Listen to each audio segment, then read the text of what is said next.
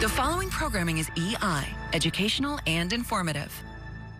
Today on Mystery Hunters, a UFO sighting in England. A mysterious skull found in South Africa. What do they have in common? They're clues to two of our most amazing detective mysteries ever. I go to Africa to investigate a crime.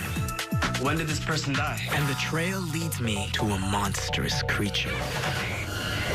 And I go to Shakespeare's hometown in England. Did you hear about the strange lights that were flying over Stratford last summer? Yeah, they were like all over the news. It could be a UFO. Did UFOs really make a stop in one of Britain's most popular tourist towns? Did anybody manage to get a photo of this? Strange enough, I did get a picture. Oh, wow. I used detective work to track down the truth behind these alien visitors. And Doubting Dave answers a viewer's email about another way aliens might be coming to Earth. But if what he says is true, maybe we're all aliens.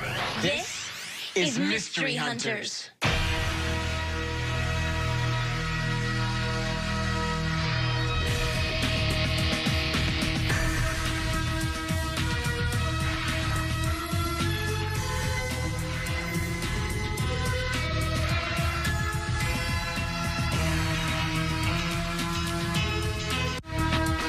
We'll be right back with more Mystery Hunters. We now return to Mystery Hunters. I just landed in South Africa and I'm here to investigate a crime. Now, all I know so far is that the victim was surrounded by bones. Animal bones. And I have to get to him before all the clues are gone.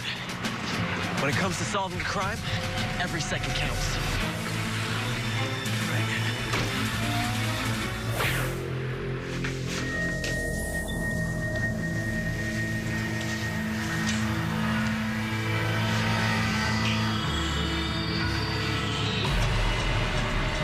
This is it? That's the victim? This is it. A skull. That's all there is? That's all we have. Well, when did this person die? About 2 million years ago. 2 million years? Yes? This is gonna be harder than I thought. What kind of creature was this? Was it a human? Not exactly. It's thought to possibly be an ancestor of humans. It was part human and part ape. And the people who discovered it called it the Taung child because it was young and because it was discovered in a place called the Taung region. What makes you think some kind of crime was committed? Well, there are a number of marks on the skull. Scratch marks here, as well as inside the eyes. Remarkable damage that suggests severe injury. So, one day, 2 million years ago, something happened to that creature. I'm going back to where the Taung child's skull was dug up to try to find out who or what did it. What kind of monster could have committed this crime? To be or not to be a UFO? That is the question. I'm in Shakespeare's hometown of Stratford-upon-Avon, and I'm here because mysterious flying objects have been spotted in the sky. It happened one night. People saw glowing objects flying through the sky, and no one could explain what they were. It wasn't just one person. Hundreds saw the mysterious objects. The reports were in all the newspapers. You know, it seems like something's flying over Stratford. I guess it might be aliens from another planet, but I'm gonna need more proof.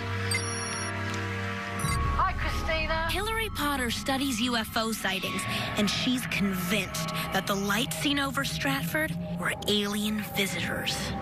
Are showing that they really are here, and I think that they're saying, you know, we are watching you.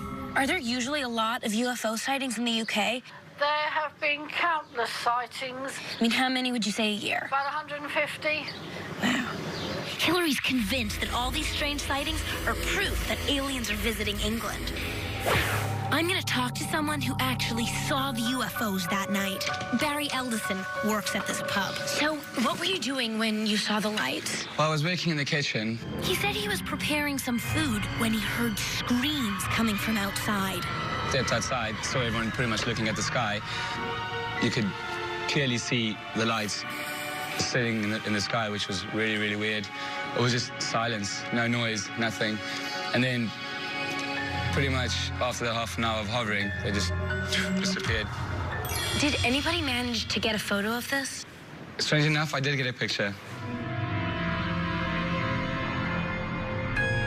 Could this be a real picture of alien spaceships? If they are up there, I think I know a way to find them.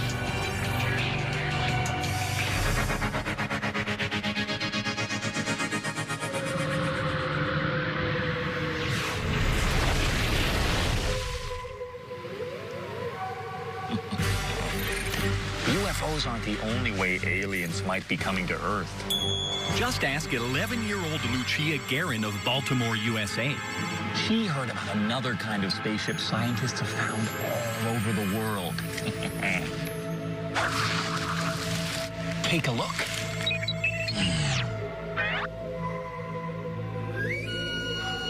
On the Mystery Illustrator. Dear Doubting Dave, my science teacher told us that alien bacteria can live in a meteor and come to Earth. Was he joking?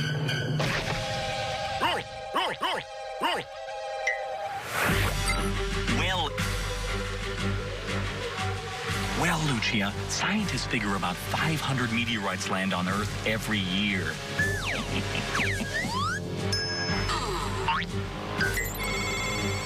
And some of them could have alien life forms hiding inside.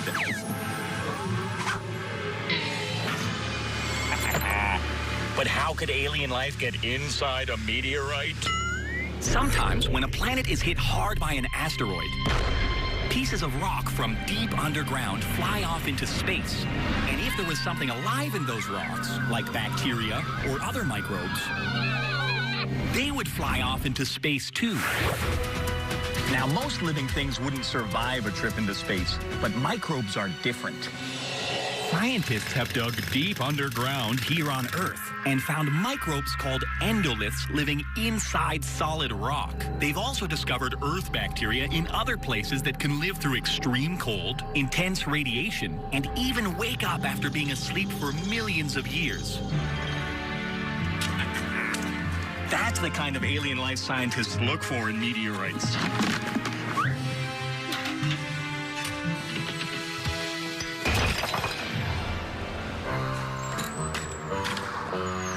But so far, they haven't found any. So, Lucia, your science teacher wasn't joking. Alien bacteria really might be able to get to Earth inside a meteorite. In fact, some scientists believe that life on Earth actually started from microbe-filled meteorites that crash-landed here billions of years ago. If that's true, then we're all aliens.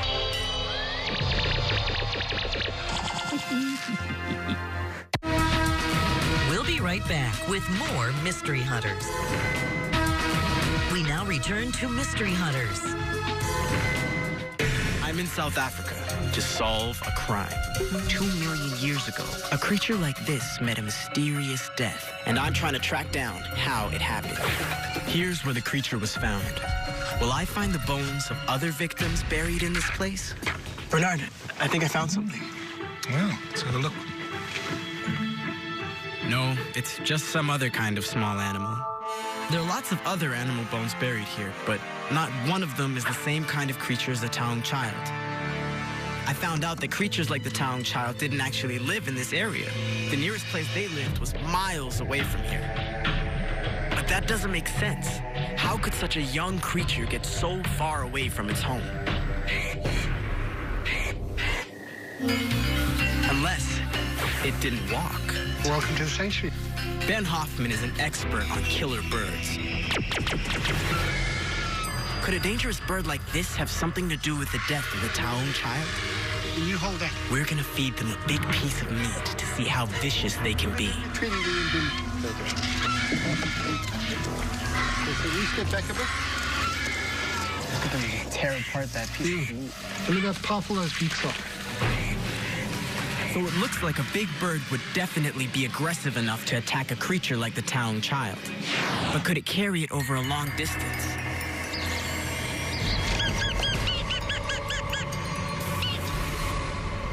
Wow, what kind of bird is this? This is a pale chanting goshawk.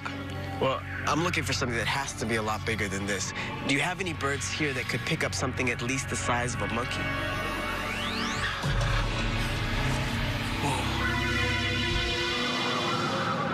I'm on the trail of UFOs that were spotted over Shakespeare's hometown. I remember something interesting that Barry told me about the UFOs he saw. It was just silence, no noise, nothing. If those people had been seeing some kind of airplane, the motors would have made noise. What could explain something that flies without noise? There must be an earthly explanation for this.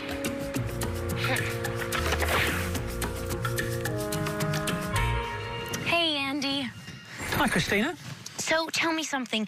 Is it true that gliders don't make any noise when they're up in the air? Yeah, that's right. It doesn't make any noise because it doesn't have an engine. Do you ever fly over Stratford? We fly over Stratford quite a lot. A plane with no engine wouldn't make noise. Could that be what people saw? I'm gonna take her up and find out. Only, can a plane with no engine be safe? Parachute. Why a parachute? Well, just in case we have a problem. Okay. Let's hope we don't. So, just get in like it's a bath. Well, this is it.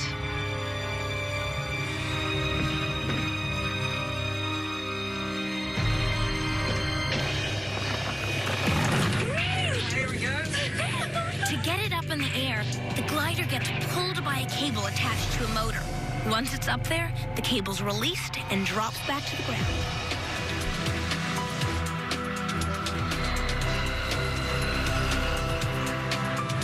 Oh, it's not loud up here at all, Andy. No, it's not very loud. You've just got a little bit of wind noise, and from the ground, you won't be able to hear anything.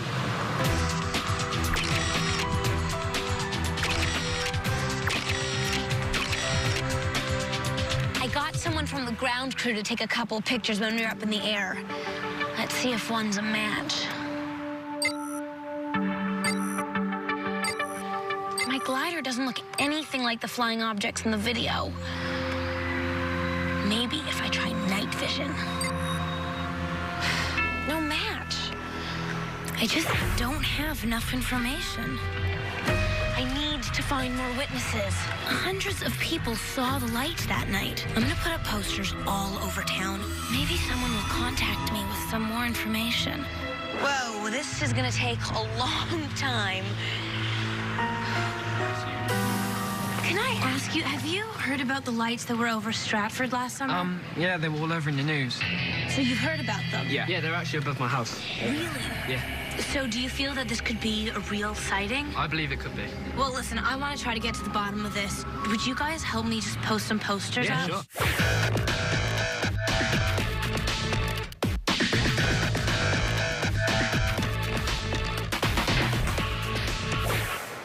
My internet chat address is on our website. Hopefully I'll get messages from new witnesses. Or hey, maybe the aliens will contact me to tell me they're real. Hello, saw your poster. It is me you are looking for.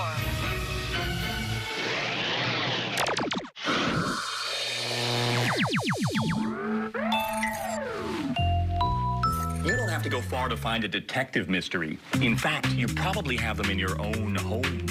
Like something in your room has been moved, or something in your closet has been taken, or the head of your skeleton is missing. So I'm going to show you 2 cool tricks detectives use to zero in on their suspects. Professionals use high-tech equipment to analyze clues at crime scenes. But there are other ways you can do what they do. For example, instead of using a high-powered microscope, try using a magnifying glass. They're especially useful for analyzing clues like hair. Hello. If you find one, put it on a white piece of paper. Then look at it closely through your magnifying glass. Under a microscope, it's easy to see that everyone's hair is different. But even with a magnifying glass, you can tell the color of the hair and the shape. So all you have to do is try to remember who's been hanging around the scene of the crime lately. Then get a sample of their hair and compare it to the one you found. If they're the same, you might have found who did it. If not, the mystery deepens.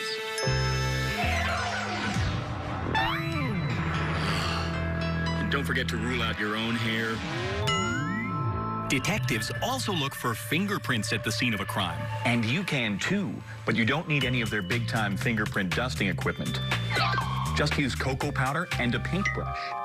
Start by looking for things people might have touched. And when you spot a fingerprint, sprinkle some cocoa powder on it, then brush it off until you can see the print clearly. To preserve the print, all you need is clear tape. Put a piece of tape on the fingerprint, then lift the tape carefully, and the fingerprint will stick to it. Now stick the tape to a piece of paper and write down where you found it. Detectives have a bank of fingerprints they can look at when they want to compare one they found with prints from people they already know. You can make your own bank of prints by asking people you know to let you fingerprint them. Then if you find a print in a suspicious place during your investigation, you can compare it with the ones in your bank. If there's a match, you may have your culprit.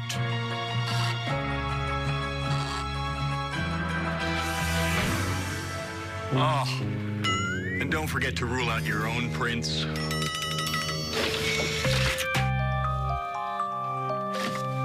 Just remember, detective work isn't always as fast and easy as it looks on TV, and some mysteries challenge even the greatest criminal minds. Where were you? Dentist appointment. Detective trick number 3, check the calendar. We'll be right back with more Mystery Hunters. We now return to Mystery Hunters. I'm investigating a crime. How did this creature die? And how did it get miles away from its home? It was too far to walk. Could it have been carried? I found some birds that were certainly mean and angry enough to commit the crime. So it looks like a big hunting bird could be my culprit. But these vultures don't fly well enough to have picked up the Taung child and carried it. But the crowned eagle does. This piece of meat is pretty heavy. It'll make a good test. Can he fly with it? He sees it.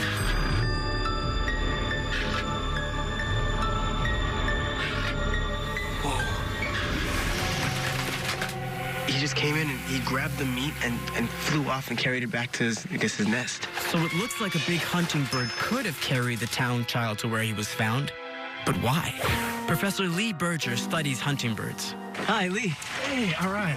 By checking out discarded bones he finds around eagles' nests, he can figure out what they eat. How's it going here? It's going okay. I've got some monkeys, I've got some antelope, but no ape men today. But I've seen something I think you should hear about.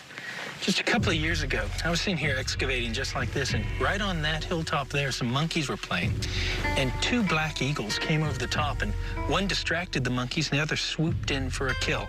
Killed one of the biggest monkeys there, sat on it. I looked at it. It looked at me. And then it picked the monkey up and flew off with it.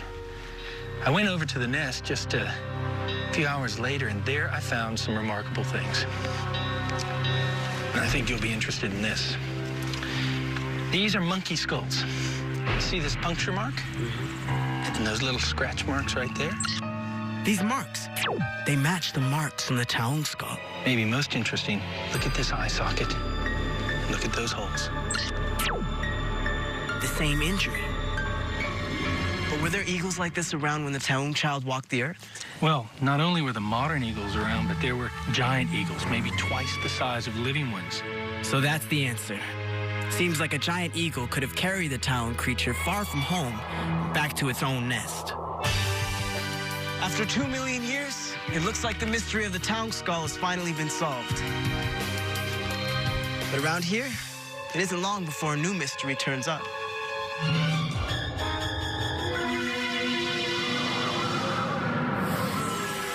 Did aliens pay a visit to Shakespeare's hometown of Stratford? I looked for the answer on the ground and in the sky before someone or something made contact. Hello, saw your poster. It is me you are looking for. Hello? Hello? Hey, Christina. Hey, Patty. Patty saw my poster and contacted me. She told me about something special she did for her wedding. Well, you know how some people release doves at the end of their weddings? We decided to release sky lanterns. Sky lanterns are like hot air balloons, but they're made of a tissue paper. You just light this on fire, and it sticks in here, And after a long time, hot air will fill the balloon, which is lighter than regular air, and it starts to float off into the distance. I think I know what happened. I just have to prove it. Guys, seems like it's all ready. You guys okay? I'm gonna give you a walkie-talkie. Don't let them loose until I'm at the pub and give you a signal. Got it?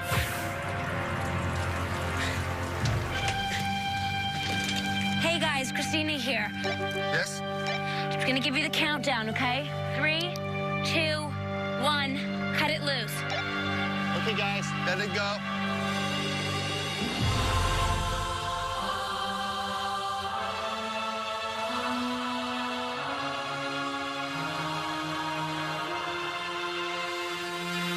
Hey, Barry. Hi, Christina. So, do these lights look like the ones that you've seen?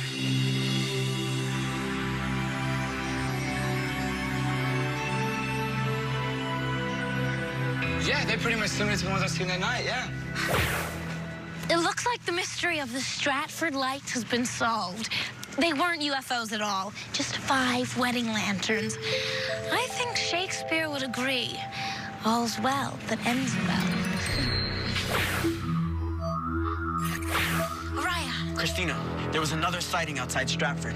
No way. Yeah, but this time it was during the day and over Shakespeare's house. Seriously? Yeah, someone even got a picture of it. That's incredible. Do you think I should maybe go back and check it out? Definitely. Look, I've already made flyers with pictures of the UFO on it. Here. This is great. I'm gonna go and hang this.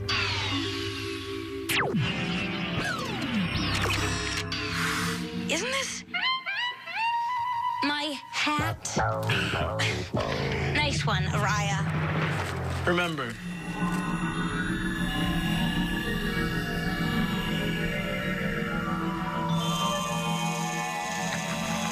things aren't always what they seem.